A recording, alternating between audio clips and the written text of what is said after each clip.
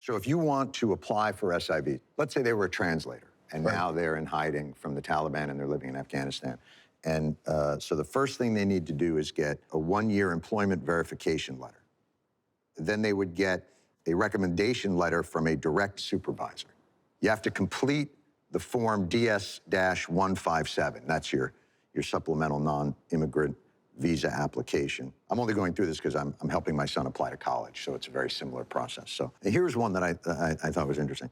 A scanned copy of Afghan electronic passport, and then a scanned copy of your employee badge. Well, then what you would do is you would scan your documents and then upload them, submit them. So are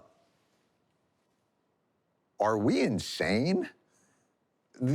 They're living in a country where they're on the run from the Taliban. They worked for us. Why are we asking them to submit letters of recommendation when they worked for us? We've already got all that from them.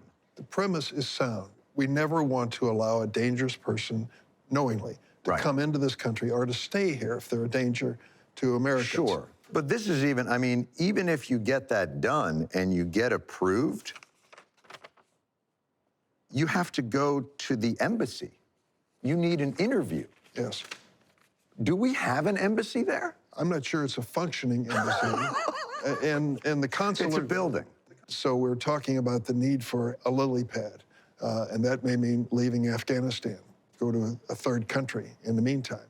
But why are we treating allied workers, those who risk their lives on behalf of the United States of America in a war, why are we putting them through a process as though they were an unknown entity? Doesn't make sense. It doesn't make sense. No. So what we have is this Afghan Adjustment Act, which Senator Klobuchar, Democrat, Graham, Republican, are co-sponsoring with other Democrats and Republicans, which basically said, okay, you want more vetting? We're for vetting. Let's do it. On a scale of reparations for African Americans to PACT Act, how close are we to getting that done on that continuum?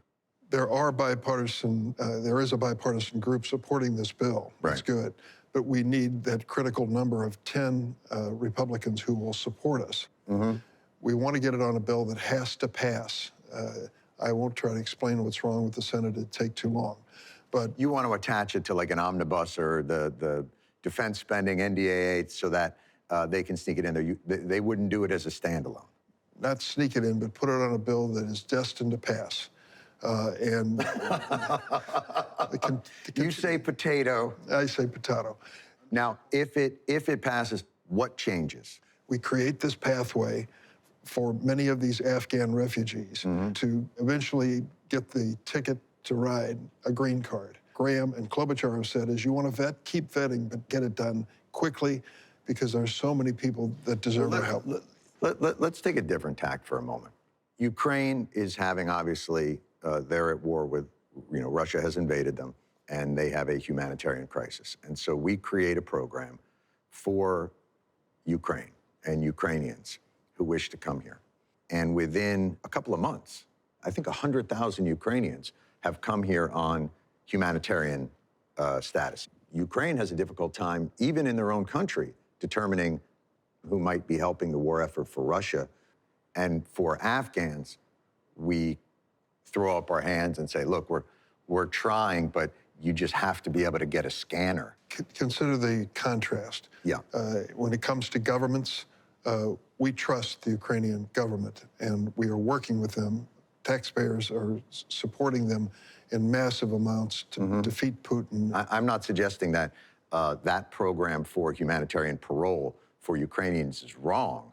I'm only suggesting that Afghans have certainly earned something much more robust than what they're getting.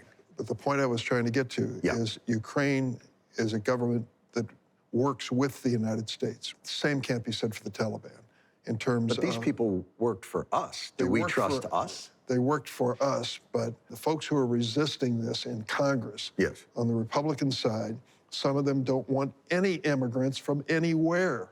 I mean, that is not a closely guarded secret.